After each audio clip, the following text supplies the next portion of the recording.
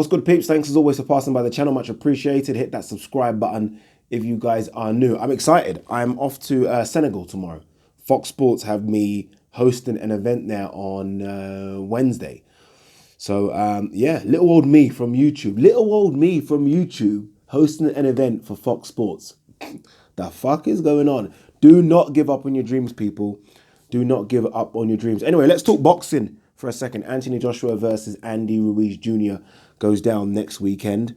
I wish it was Jarrell Miller so much. I really do. Jarrell Miller fucked up, didn't he? I really wish this was Jarrell Miller.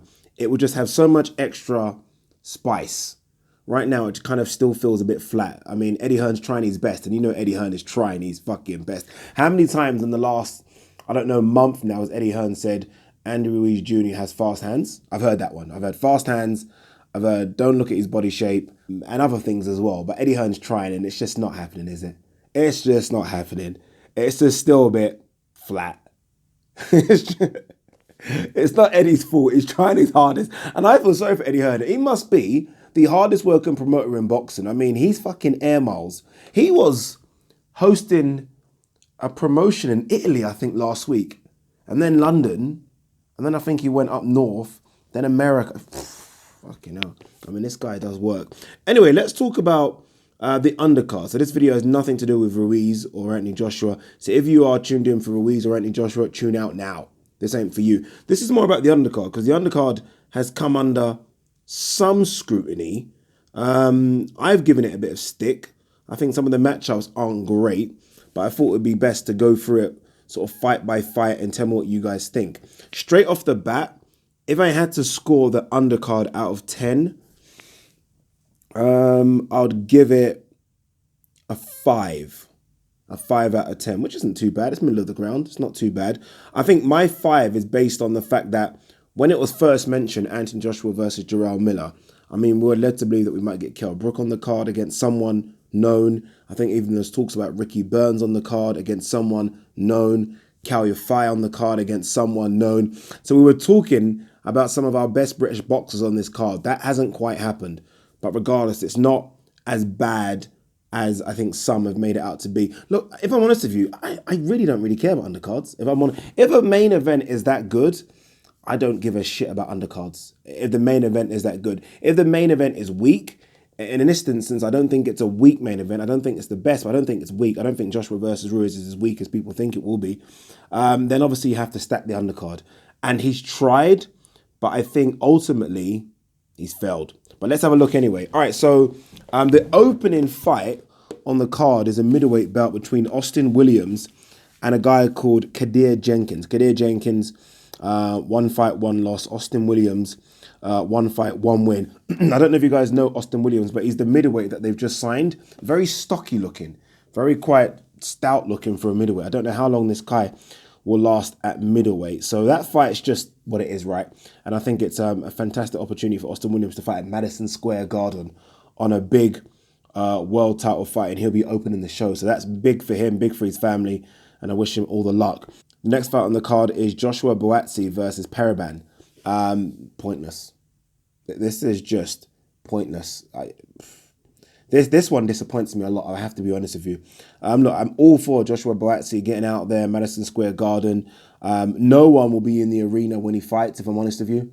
So I just don't see the point in it. I really don't. And not only that, but he's fighting Periban, who was a career super middleweight. I don't know if you guys remember the fights against, I think, the likes of James DeGale. I think James DeGale knocked Periban out in the 3rd round. But Periban hasn't fought for 2 years. He's not fought for 2 years. And he's, given, I don't know how long he got to get in shape for this fight, but we only found out about him fighting BUATSI last week. So I'm guessing he knew maybe before that. So I don't know what he's been doing for 2 years that he decided to get out of bed and take on Joshua BUATSI. But for me, a pointless fight. Again, happy for BUATSI, Madison Square Garden, blah, blah, blah, but pointless. The next fight on the card, Josh Kelly. The guy that everyone thinks, well, it's not everyone, but a lot of people think Josh Kelly could do some things in the welterweight division. I mean, some people, I think I heard Sam Jones, who talks a lot of shit, to be honest, Joe Joyce's manager, say that he thinks Josh Kelly could beat Kell Brook and Amir Khan. Steady on, son. Steady on. He takes on Ray Robinson. Ray Robinson, 24-3-1. Good matchup. I like this matchup, and Ray Robinson is not fringe world level by any stretch of the imagination, but he's good, he's serviceable, he's been in there with some good kids. I mean, in terms of a name that you guys would know, he was in there with Ugas, when was that, 2018? Ugas obviously lost to Sean Porter for the WBC title, so he's mixed it with, I think Ugas is world level, so he's mixed it with world level, so it's good to see what Josh Kelly does with him. He's a lot more experienced than Josh Kelly as well, so that would be a good testing fight for Josh Kelly. The next fight on the card is Katie Taylor versus Delphine Pearson. This is a unification fight for the IBF, WBA, WBC, and WBO titles. I don't know what Eddie Hearn is doing with Katie Taylor. And this isn't Eddie Hearn's fault. He's trying his damn hardest to sell her, but it's just not working, is it? Let's be very, very honest here. It's just not working. I mean, you compare it to Clarissa Shields, who literally sells herself, right? I mean, that fight against Christina Hamer? She sold that herself, right? She had sit-down interviews with Showtime. It was massive. It was built up. It headlines an event. You look at Katie Taylor. This is a unification fight. And no one's talking about it. I mean, Eddie Hearn, again, is trying his best, but sometimes the fight has to help themselves as well. And I get that Katie Taylor's job is to box. And look, she's a fantastic boxer. I mean, it's between her, Shields, and Cecilia Brækhus as the best female fighters on the planet. So she's very good at what she does. But in terms of pushing and promoting herself, she does nothing. And because of that, no one's interested. This is a unification fight. No one's interested.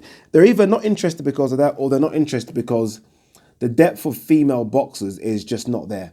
Right? I mean, I had a look at Delphine Pearson's record just before I started recording this. And yes, she's only lost once in 43 fights. But, I mean, that's easy to be. I'm not even taking a piss. The level of female fighters, I mean, you can rack up 20 wins in a year. I'm not even taking the piss. You could literally fight weekend to weekend and just knock out bums. And that's kind of what she's been doing. So, yes, she's 43 wins deep. But Katie Taylor's just another level apart. So, it's a good fight. It's a unification fight. I mean, we're talking 4 belts on the line, so I'm not going to discredit it that much. But female boxing right now needs something. It needs an injection. And Eddie Hearn, again, he's trying his hardest to sell this, but even he can't sell it. And that shows there's a problem. So I don't know. I don't know if they're going to either have to give Katie Taylor media training. I mean, I know they do that with footballers. I'm not quite sure if they do that with boxers, but she might need it. She might need to just go to Conor McGregor's house, I don't know, for a couple of months and just sit down with him and learn how to sell a fight. Again, I understand some people are going to say that's not her job, but what it is. Next one on the card, I ranted on a bit there, didn't I? Next one on the card, Chris Algieri versus Tommy Coyle. This is such a strange fight. I actually thought Algieri retired and became a strength and conditioning coach a couple of years back. He's had a couple of wins since then, or one win, and all of a sudden, he's somehow back. Don't know. And there's Tommy Coyle, who, I mean, look, comes to fight, puts on a good show.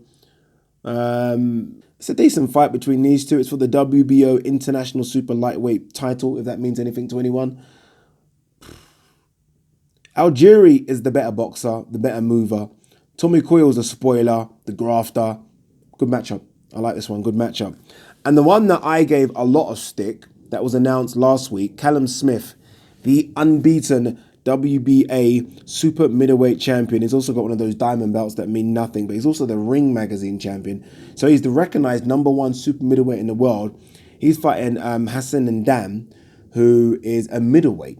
Never had a fight at super middleweight before. Tough son of a bitch.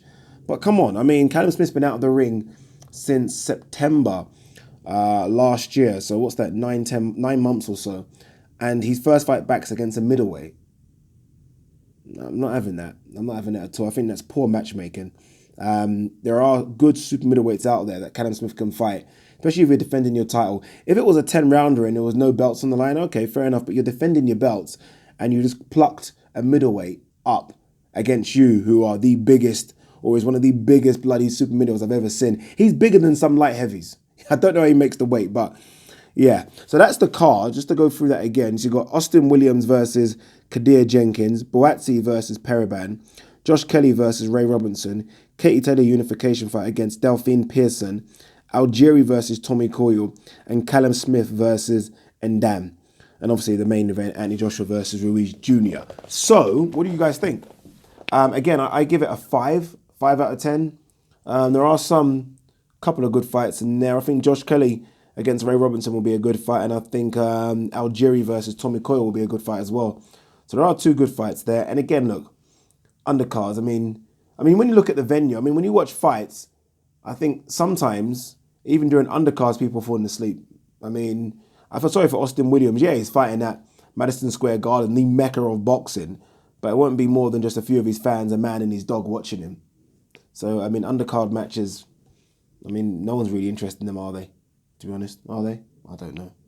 But this one, 5, solid 5 out of 10. What do you guys think of the matchups? I think, just predictions quickly, Callum Smith versus Ndam. I think that will go points, you know. Some people call me crazy, but I think that might go points because Ndam is tough. And, I mean, Callum Smith ain't... I'm still iffy with Callum Smith. Algieri versus Tommy Coyle. I'm going for Algieri. He's not really a puncher, but I think he might get Tommy Coyle out of there late. Is it a 10 rounder or a 12 rounder? Don't know. If it's a 10 rounder, I'm going for Algieri to get... It probably is a 10 rounder. I'm going for Algieri to get Tommy Coyle out of there 8-9. Katie Taylor versus Pearson. Is that her name? Persoon. I've been saying Pearson. It's Persoon, sorry. Points, Katie Taylor. Josh Kelly, Ray Robinson. It's a big step up for Josh Kelly, you know. Don't know. I wouldn't be surprised if the upset happens. I wouldn't be shocked, people. BUATSI, not even talking about that. And Austin Williams will win by stoppage. So that's it. Predictions. What do you guys think? Peace.